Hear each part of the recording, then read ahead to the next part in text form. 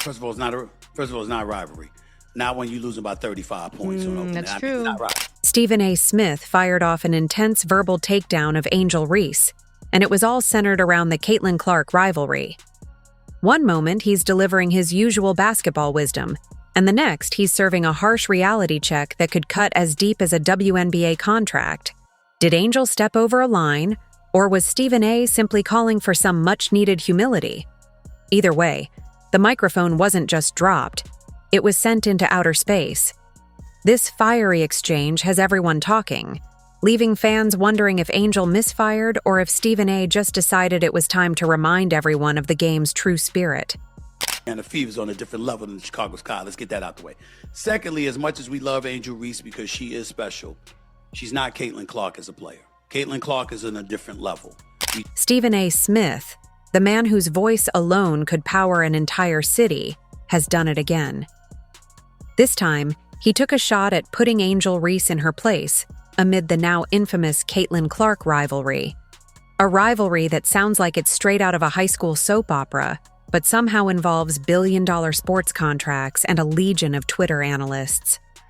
Of course, Stephen A. stepped into the role of referee, coach, and emotional therapist in this cosmic showdown of college basketball royalty.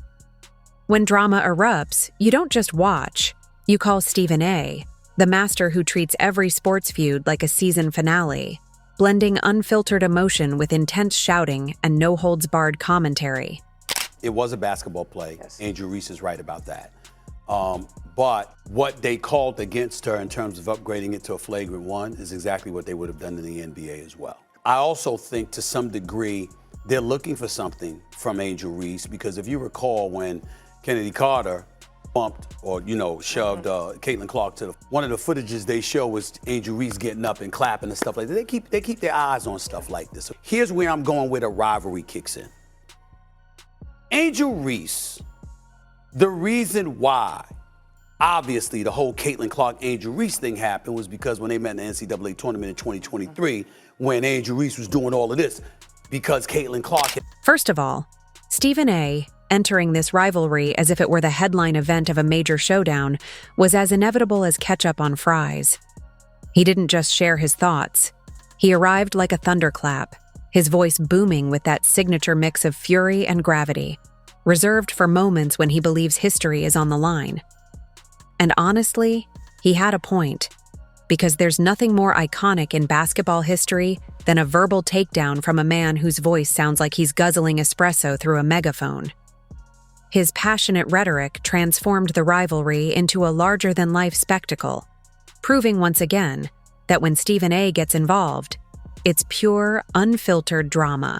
Yeah, Caitlin Clark is getting that notoriety. Let me go out there and use that to take advantage of it myself and show you what the hell I bring to the table. You can roll your eyes all you want to, but I'm giving you facts. I'm giving you facts. Giving you facts, Eminem. That's what I said. You sat up there and Angel Reese put the female basketball world on notice. Excuse me, I'ma go at her, I'ma take it to that team, I'ma beat them, and I'ma show you I'm just as worthy. Now, you have Angel Reese, a dominant force whose mere presence causes defenses to falter, clashing with Caitlin Clark, the incredible sharpshooter rewriting WNBA and college records as if she's got a secret cheat code. Their rivalry isn't just about points, it's about who can capture the headlines and dominate social media buzz. Enter Stephen A., stepping into the scene as the ultimate basketball sage, wielding his opinions like a sword, eager to clarify the story. His fiery takes add fuel to the fire, turning their showdown into a spectacle of skill, sass, and sensationalism. Now, Angel Reese can rebound the basketball. She's a damn good player. She's got a bright future in the WNBA, but Caitlin Clark is next level. That's number 2. Honestly, Stephen A. asserting Angel Reese in her place felt less like a thoughtful sports critique and more like a one-man rendition of The Tempest, with his volume serving as the storm and his ego as the central plot. You can almost see him pacing in the studio, straining every vocal cord as he prepares to deliver a speech that could rival a presidential address, if only presidents earned millions just to shout at screens. His fiery delivery turned the moment into a spectacle, blurring the line between passionate analysis and theatrical performance, turning sports discourse into a loud, larger-than-life showdown of egos. Angel Reese experienced vitriol thereafter. It was tough for her to deal with, as she articulated, and that's unfortunate because we got some no-good-ass people in this world. And their definition of happiness is bringing you down to the level of misery they experience. Honestly, Stephen A. Smith's attempt to put Angel Reese in her place felt less like a measured sports analysis and more like a one-man production of The Tempest, with his booming voice serving as the storm and his ego taking center stage as the main character. You could almost imagine him pacing back and forth in the studio, flexing every vocal cord as he prepared for a monologue that might rival a presidential address, if only presidents earned millions just to shout at television screens. His fiery, over-the-top delivery transformed the moment into a spectacle, turning a sports debate into a theatrical performance fueled by ego and volume. Instead of offering nuanced commentary, he seemed more interested in making headlines and stirring controversy, amplifying the drama rather than dissecting it. His tone was loud, aggressive, and theatrical, often drowning out the subtleties of the athlete's skills and personalities. It was as if he was trying to outshout the players themselves, turning what could have been a respectful discussion into a loud, exaggerated spectacle. This approach not only overshadowed the actual issues, but also missed the opportunity to elevate the conversation about sportsmanship, talent, and rivalry. Instead, it became a loud, ego-driven spectacle that left viewers more focused on his theatrics than the real story on the court.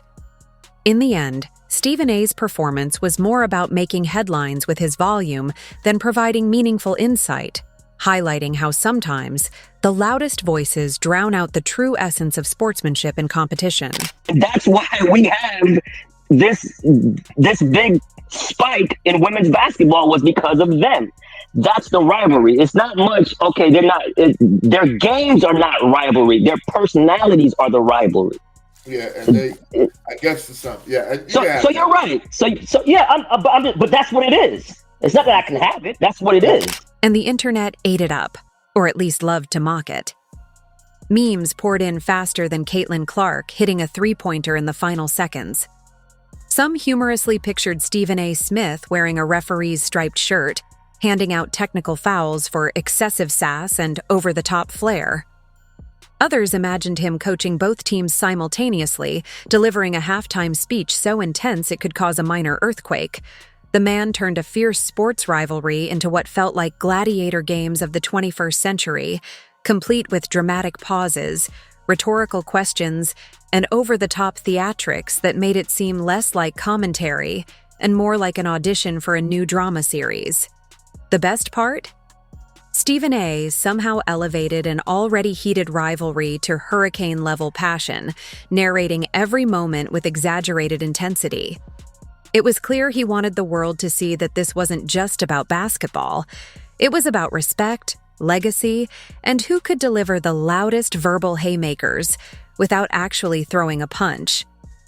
His words echoed through living rooms, barbershops, and probably a few Zoom calls where no one dared to interrupt his monologue. Meanwhile, Angel Reese was likely rolling her eyes so hard that it could qualify as a new sport. Maybe she was thinking, "Thanks for the unsolicited life advice, Stephen, but I've got games to win and records to break." On the other hand, Caitlin Clark was probably off somewhere plotting her next jaw-dropping move, completely oblivious to the noise, because when you're rewriting history, there's no time for theatrics. Caitlin Clark and Angel Reese. Kind of sounds a little bit like the conversation you just had about wanting the spotlight. This is what I said about it, and I love it. I want to see them going at it. I want to see them playing physical. I want to keep this racist crap off the court where it belongs. If some jamoke wants to talk like that, then go home. I don't want to hear it. I love. But Stephen A., ever the showman, can't help but be the loudest voice in the room. He transforms every sentence into a crescendo, every point into a declaration, and every rivalry into a soap opera. It's as if he's cast himself as the narrator of this basketball saga, with Angel Reese and Caitlin Clark as the star protagonists, and he's the voice commanding attention.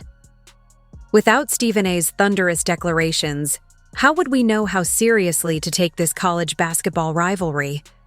Maybe that's the secret ingredient. Perhaps the rivalry isn't just about who scores more or has better handles. It's about who earns the biggest soundbite from Stephen A. Smith. When he steps into the spotlight, the game becomes more than just a game. It becomes an event, a spectacle, a headline-making moment where every reaction feels just as crucial as what happens on the court. While Angel Reese and Caitlin Clark continue battling with skill, passion, and buckets, Stephen A. remains perched on his studio throne, booming his take and reminding everyone that sports are as much about drama and volume as they are about scores. Honestly, we wouldn't want it any other way. His larger-than-life presence turns every moment into a headline, making sure that the story stays loud, lively, and impossible to ignore. And so that's unfortunate, but in the end, the WNBA is moving upwards. Both of those young ladies are going to be incredible contributors to the product and the brand. But the saga doesn't end there. Because in Stephen A. Smith's universe, every sentence he delivers is a seismic event, and every moment is a chance to remind us just how essential he is to the story. You think you're watching a basketball rivalry? Think again. You're witnessing a one-man production where the spotlight shifts from the court to the studio, and the star is none other than Mr. Vocal Dynamo himself. The sheer scale of Stephen A.'s involvement in the Caitlin Clark versus Angel Reese showdown is like watching a cat claiming ownership of a dog show. There they are, two talented young athletes transforming women's basketball with skill, grit, and style. And suddenly, here comes Stephen A., wielding his booming voice and fiery takes as if he's handing out championship rings at a youth league game. He talks about Angel Reese as if she's a character in an epic drama who's stepped over some invisible line, ready to deliver a proverbial slap on the wrist. You can almost imagine him pacing in his studio, tapping a pen like a ticking time bomb, preparing to unleash a monologue about humility, respect, and the true spirit of sportsmanship. But instead of calm wisdom, what we get are theatrical proclamations that leave you wondering whether he's auditioning for the role of greatest sports analyst ever, or just trying to keep his vocal cords in top shouting shape. Either way, his larger-than-life persona ensures that every moment of this rivalry is amplified, turned into a headline, and kept firmly in the realm of entertainment. Caitlin Clark's or Angel Reese's popularity in large part is attributed to her behavior towards Caitlin Clark. Because when Caitlin Clark was busy taunting opponents a couple of years back before LSU smacked Iowa around in a national championship game or so, it was Angel Reese that was clapping back at Caitlin Clark. And let's take a moment to discuss his tone, because Stephen A. Smith doesn't do subtlety. No, his voice is the audio equivalent of a fireworks display, a roller coaster ride, and a motivational speech all in one. Every word is enunciated as if it's the final word on earth. Every pause is bursting with anticipation, and each sentence is delivered with such intensity that you wonder if you're watching sports commentary or a verbal cage match. It's as if he's less focused on the subtle details of the rivalry and more determined to be the loudest, most dramatic voice in the room. Caitlin Clark is out there sinking impossible threes and rewriting record books. Angel Reese is bulldozing defenses like a wrecking ball. Meanwhile, Stephen A. is busy making sure the entire world hears his take on how this rivalry should be perceived. The irony? While he's passionately telling Angel Reese to check herself, or whatever else he said with maximum gravitas, the basketball universe is witnessing two extraordinary athletes elevating the game to new heights. They're demonstrating heart, skill, and a fiery competitive spirit that makes sports captivating. Meanwhile, Stephen A. is tossing out sound bites that could have been scripted by a late-night talk show writer fueled by one too many espressos. His larger-than-life persona ensures that every moment is amplified, every headline is made, and the drama remains front and center, whether we want it or not. RG3 had to step in. Good for RG3. He actually said something right here. He said Angel Reese legitimately hates Caitlin Clark. There's no question. Jealousy, envy. Jealousy and envy Pettiness. Oh, ego.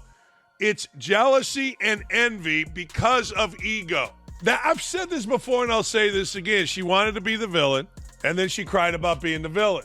Angel Reese. She wanted to be the sex symbol wearing all these. Ladies and gentlemen, I love Caitlin Clark. She's been a guest on this show. I think she's spectacular. I'm the one that's been calling her the Steph Curry of women's basketball, and she has done nothing to push that back. I mean, this young lady is spectacular. She's been great for women's basketball overall, not just college basketball, but women's basketball. I think she has the potential, when all is said and done, to be arguably the greatest ever, because when you have that kind of range and that kind of handle, and you can pull up from the parking lot like Steph Curry, for crying out loud, I think that's something that you can transition to the next level, and it's going to be spectacular to see, and I can't wait to see it. But here's the reality of the situation. She instigated this kind of stuff. Let's call it what it is. You can almost picture it. Angel Reese scrolling through her phone, seeing Stephen A. Smith going full blast, loud and animated, as if she's some rebellious teen caught sneaking out past curfew. But that's far from the truth. Angel has been handling pressure and controversy her whole life. She doesn't need a dramatic shouting coach. Caitlin Clark? She's probably shaking her head, a mix of amusement and disbelief as she continues to do her thing, scoring incredible points, dazzling fans, and showing that this rivalry is about pure basketball greatness, not just headlines. Meanwhile, the internet has turned into the battlefield for this modern sports feud. Social media exploded with reactions, memes of Stephen A. with exaggerated lungs, clips of his iconic eyebrow wiggle, and GIFs capturing his "Are you kidding me?" face flooding timelines everywhere. People aren't just watching the game, they're tuning in for the Stephen A. spectacle, full of shouting, passion, and eyebrow theatrics. The whole incident has become a viral sensation, a show within itself, where the focus is as much on his larger-than-life personality as on the players. It's a reminder that in today's sports world, entertainment often rivals the game itself, with personalities like Stephen A. stealing the spotlight. Ladies and gentlemen, I love Caitlin Clark. She's been a guest on this show. I think she's spectacular. I'm the one that's been calling her the Steph Curry of women's basketball, and she has done nothing to push that back. I mean, this young lady is spectacular. She's been great for women's basketball overall, not just college basketball, but women's basketball. I think she has the potential, when all is said and done, to be arguably the greatest ever, because when you have that kind of range and that kind of handle, and you can pull up from the parking lot like Steph Curry, for crying out loud, I think that's something that you can transition to the next level, and it's going to be spectacular to see, and I can't wait to see it. But here's the reality of the situation. She instigated this kind of stuff. Let's call it what it is. She was waving. She was doing the Cena. How about what she did to Raven Johnson? She didn't just go into the lane and not guard her against South Carolina in the national semifinal. She waved her off. She didn't mind being disrespectful. It's almost as if Stephen A. has become the unofficial hype man for the rivalry, except he's also the one trying to correct the story, inserting himself into the narrative, and reminding everyone that, without him, this whole spectacle wouldn't be nearly as exciting. It's a masterclass in turning a sports feud into a one-man show, full of grandeur but lacking subtlety. And perhaps that's the point. While Caitlin Clark and Angel Reese are writing their own stories on the court, Stephen A. is busy crafting his own off it, portraying himself as the all-knowing, all-seeing basketball oracle, dispensing wisdom and raising his voice at anyone who challenges his version of reality. The entire situation becomes a spicy mix of drama, talent, and loud opinions. It's a reminder that sports aren't just about what happens on the court. They're also about narratives, personalities, and personalities like Stephen A., who refuses to let anyone else steal the spotlight without a verbal showdown. It's a spectacle where the drama is just as important as the game itself. Continue to love the WNBA and support the WNBA as we all do. And racial animus exists in this world. And to a lot of white people out there, I've said this on many, many occasions. If you're not one of them no good bastards that would do something like that, feel something like that, say something like that, nobody's talking about you. Don't personalize it and embrace it as if black folks and other folks are lumping you with them. No, we know how to isolate. We know how to look at the Susie Schuster and say she's a wonderful woman. She's straight up. She don't play. She don't tolerate no nonsense, but she's a damn good woman. As the Caitlin Clark and Angel Reese rivalry continues to energize fans and reshape women's basketball, the real story unfolding is this. A man with a voice so loud he tries to put someone in their place while stealing the spotlight himself. In sports, the biggest drama often isn't just on the court. It's in the commentary booth, where Stephen A. Smith rules, shouting his way into the history books with every fiery hot take. His antics add a layer of chaos and entertainment that fans didn't realize they needed, but now can't live without. In the end, the rivalry's legacy is now intertwined with his larger-than-life presence, proving that sometimes the most compelling moments happen off the court. If you enjoyed leaving a like and subscribing, more videos are on the screen now.